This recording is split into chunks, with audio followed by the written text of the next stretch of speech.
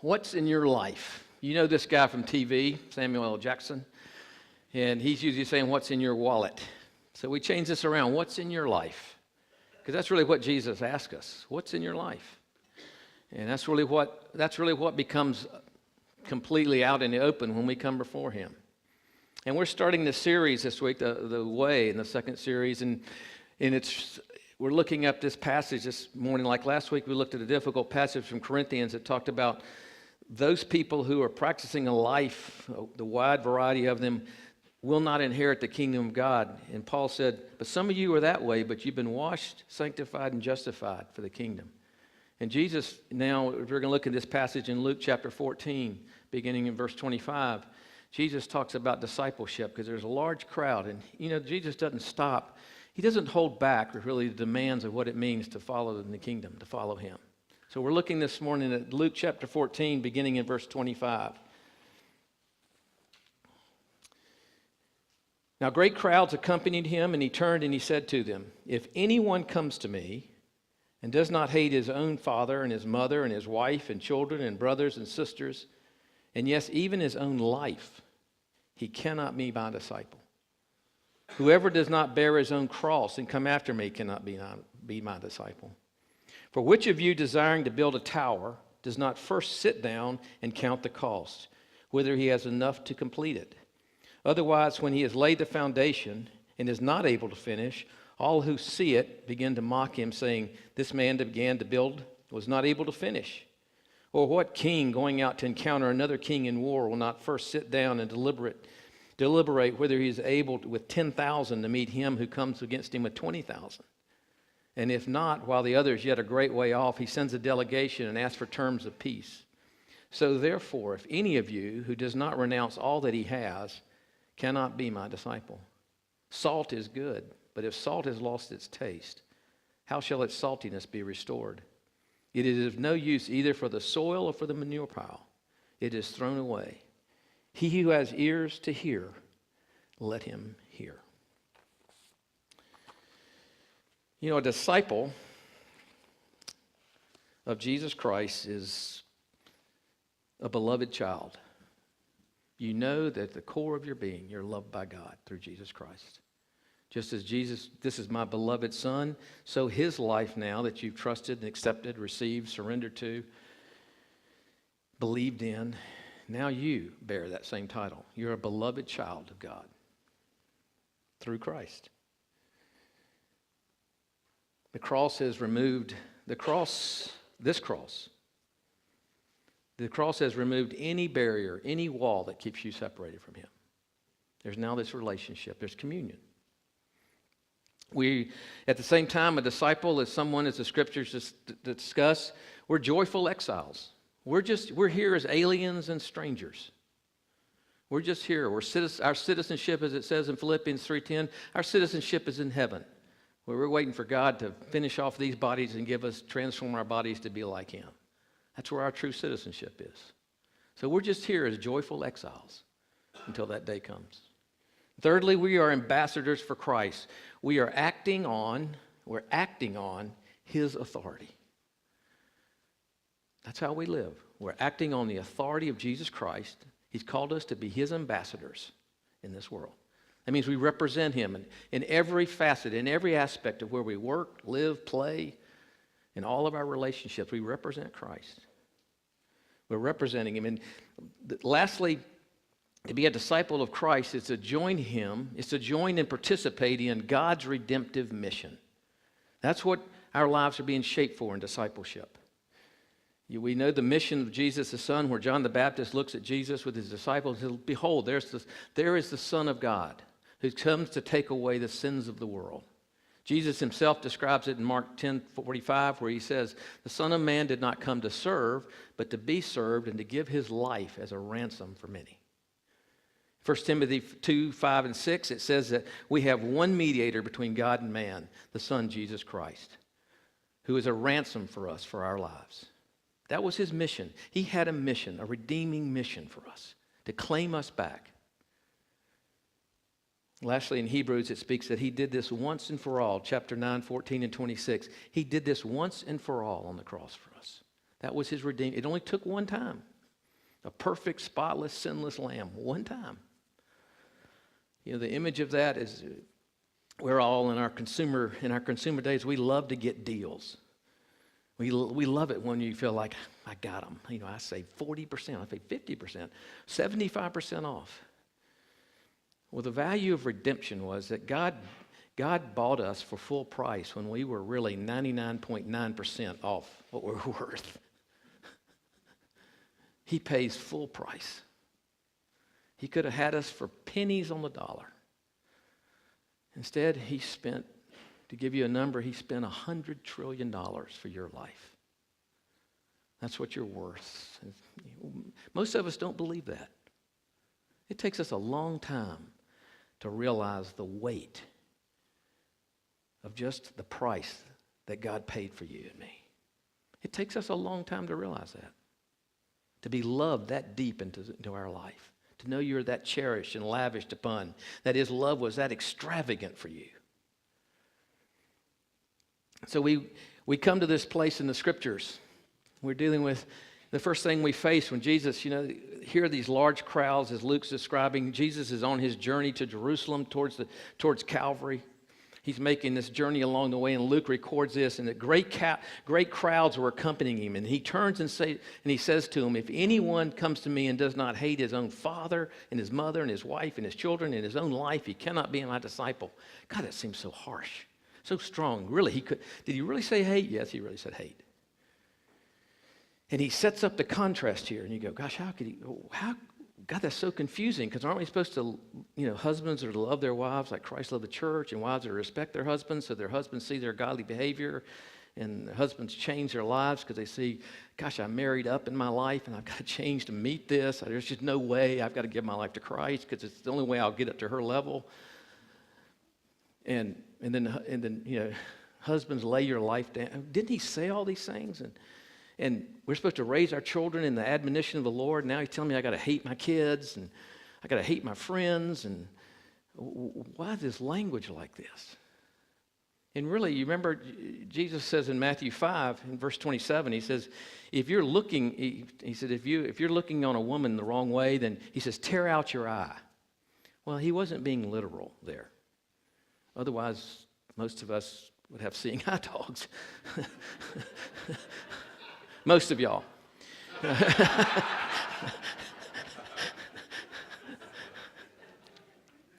And he says, if you're doing something with your right hand and your left hand, you know you shouldn't be doing it, you should just cut it off. Well, of course, he wasn't being literal. Although, do you know that even in the early first century, there were believers that took him serious on things like that? He's speaking of the force, of the dramatic contrast of what it means to belong to him, to look with the purity of your eyes at action with your body and your life. And here the force of this word hate, he's setting up the contrast, that there is to be no other relationship. This is where the real battle happens for us. There's to be no other relationship that becomes first between you and me. No other relationship that demands an immediacy. Nothing between us. And Jesus wasn't someone where the numbers were really what he was looking for. He was looking for disciples, for followers, for men and women who were going to be part of the kingdom.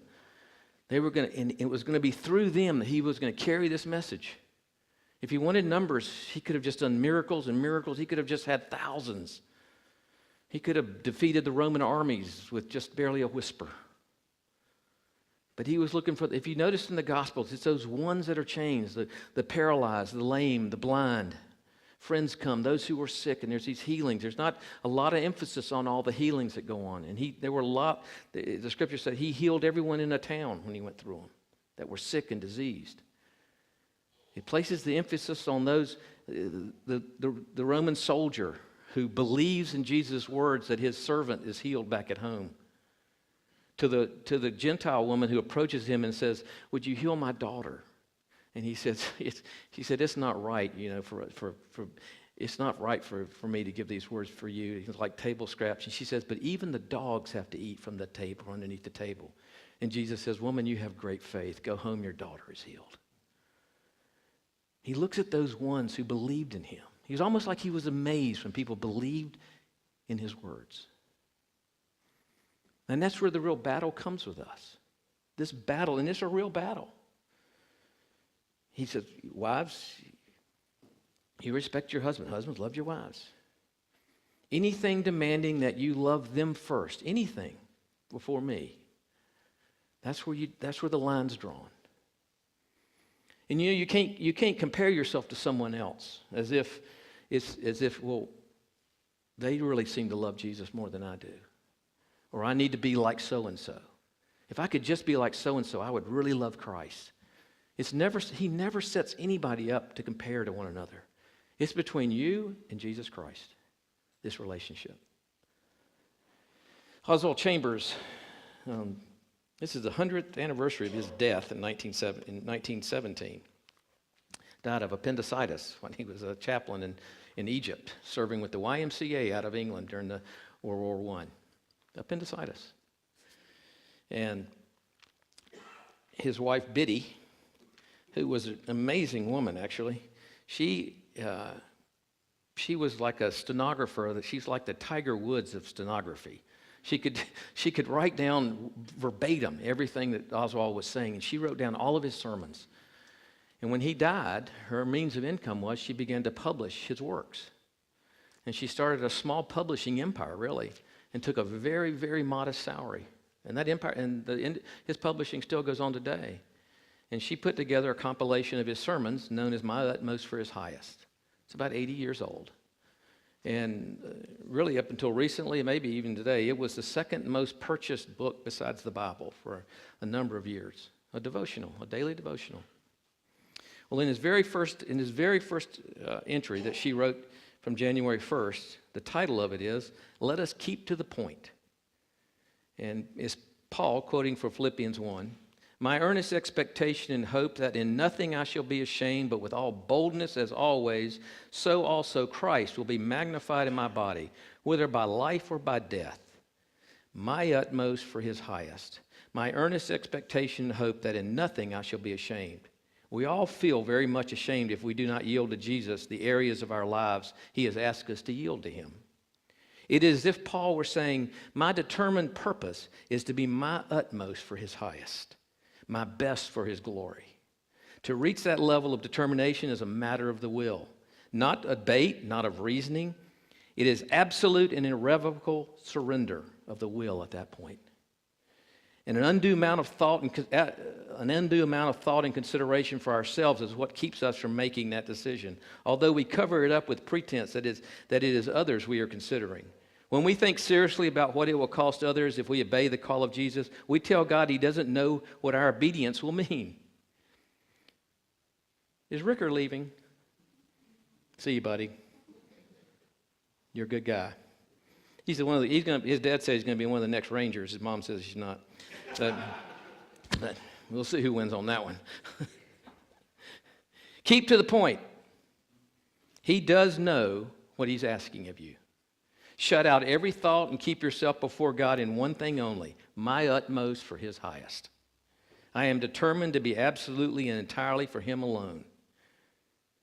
That moment becomes a great crossroads in our lives. If a crisis has to come to you on any front, surrender your will to Jesus absolutely and irrevocably. My utmost for his highest. Those words, the words themselves seem like such a high calling, don't they? It means it puts everything in perspective of how we live today. We are to be, in this battle, we are to be a people in a community of the cross. It defines us. It defines who we are. It's the only thing we can point to that says, that's how you can know who I am, what my life is about, what has happened to me. We're learning to base our identity not on ourselves, but in being renewed in the image of Jesus. That's what a disciple does. Ephesians 4:23 and Colossians 3:10 all speak of we're being renewed in the spirit of our minds along the image of our Creator in all true righteousness and holiness and faith. Right now, we're being renewed in the image of Christ. Think about that as we're gathered as his people. In his name, we've worshiped him. Our focus is upon him. And right now, in the mystery of it, whether we feel it or not, the Spirit of God is conforming our lives to the image of his Son. All that going on inside of us. And secondly, we face the cost of what this battle is, the cost of what it means to be a disciple.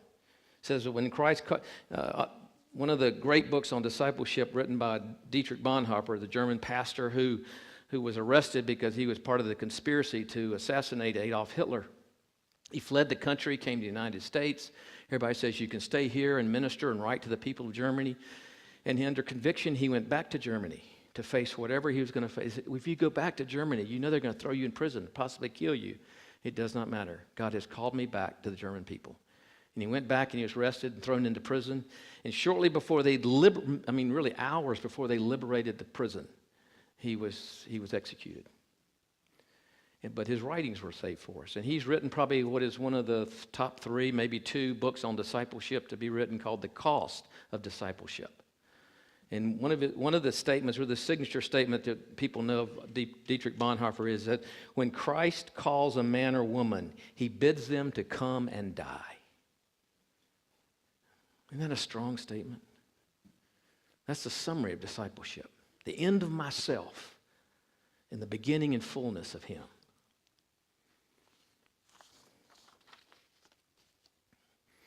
Jesus describes this cost. He's saying, he looks at it in building terms. If you're going to build this tower, doesn't a builder sit down first and look at the design and the costs to see if he can first build it? Otherwise, people are going to laugh saying he couldn't finish. Discipleship is intentional, deliberate, looking at, examining, analyzing. Is this the lifelong commitment I want for my life? What Jesus is saying. Remember, Jesus used, if any man would be my disciple, let him pick up his cross and follow me. If. He puts that word if there. He doesn't force us into that position. He engages our minds to think this through, what you're doing. If. Look at this seriously. Look at the cost that's involved here. There's lots of things in your life you may or may not do. Things you may sacrifice. The cost is that you may sacrifice not to get attention for nothing more than God has called me to give this up. You're joining God's redemptive purpose. It's not what I want to do. God, this is what I want to do. Will you bless it? Instead, we say, God, show me what you're doing, and I will adapt my life to what it is you're doing. That's discipleship. You know, some of you, I've said up front that I don't play golf anymore. And some of you go, yeah, right. Well, I don't. And there were reasons, physical reasons. Every time I play, my back hurts. And I love playing golf. It's been a part of my life a long time. And giving up was this long, slow walk. A long, slow walk. I mean, there were plenty of times I'd come home and Carolyn would say, how'd you play? And I went, that's it, I'm done. And next week a new club would come and change my life, and I'd get back out again. That kind of stuff. But it was a long walk to give that up. And I'm amazed at that. And I realize that Christ had something to do with that in my life. I can't really explain that to you. I just know that that's part of it. And that isn't to put the tension on me as much as that when he's working in our lives, sometimes we think it's this black and white, it's got to be done right now. The graciousness of God's love and the grace of Christ is that sometimes he works a long period of time so we'll let go of something. Because some of us hold on to things really tight. And he knows that. And so he slowly just begins to loosen our grip so that it really doesn't mean that anymore. So yeah, I may play. I'm down to 3 clubs. So it'll look different and kind of funny, but that's okay. I gave him, so. But it's measuring the cost.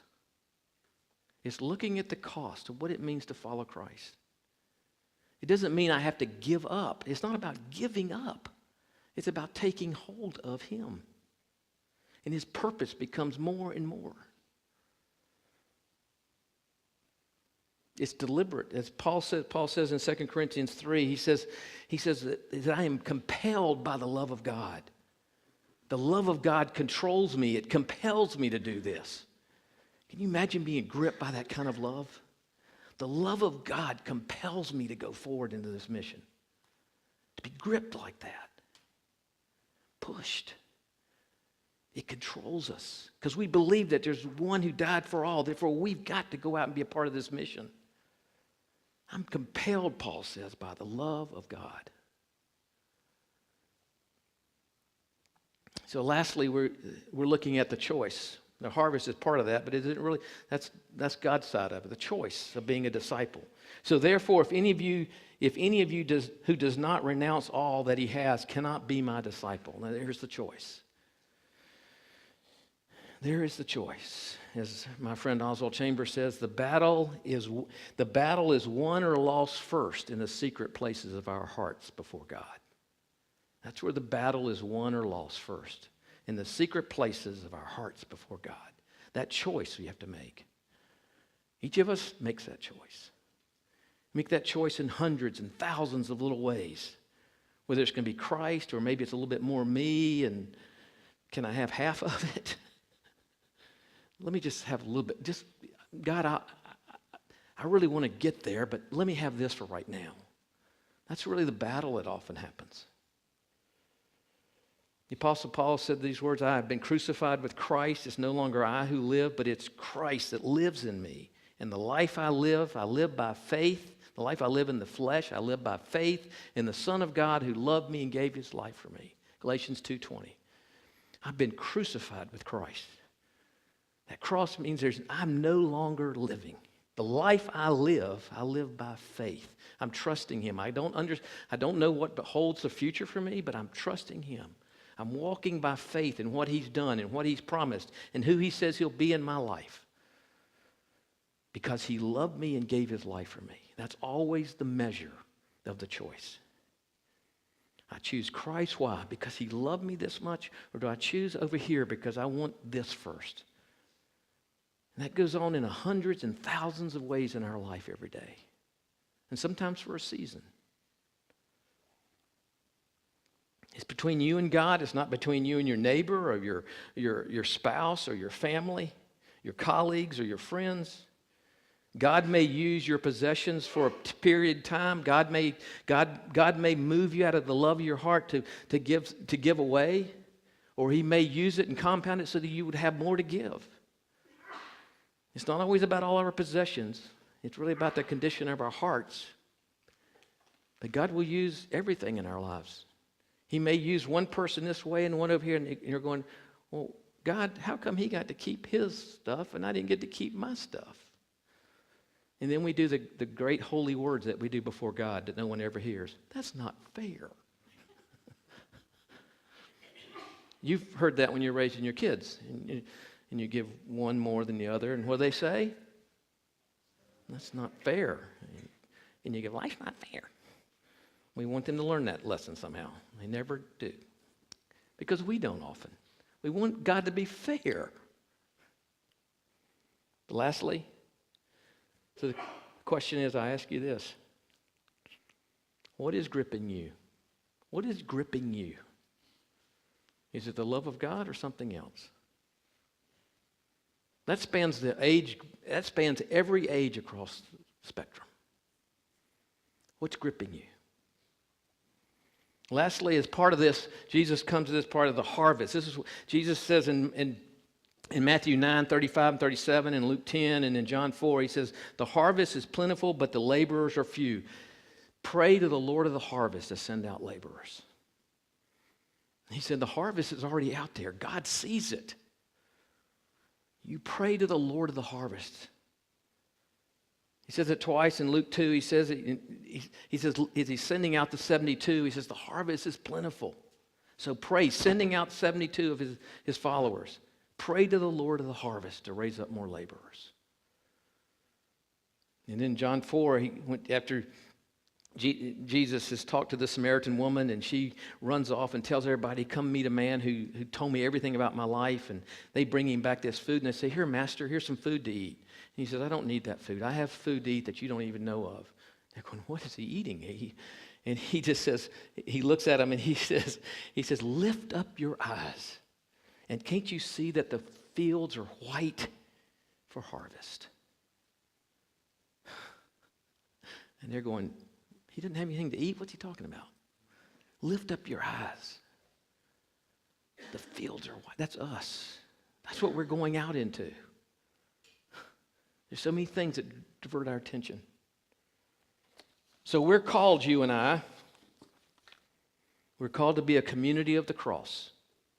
Followers compelled by the love of God that's shown to us through Jesus, committed to joining God's redemptive mission. And I've said this and said this and said this. I really do believe this is our year of discovering the redemptive mission for our lives. What God's imprinting us, what His DNA is imprinting on us. It's serious business. It's not just a light effort. It's a serious thing that unifies hearts and builds relationships and builds a deeper love.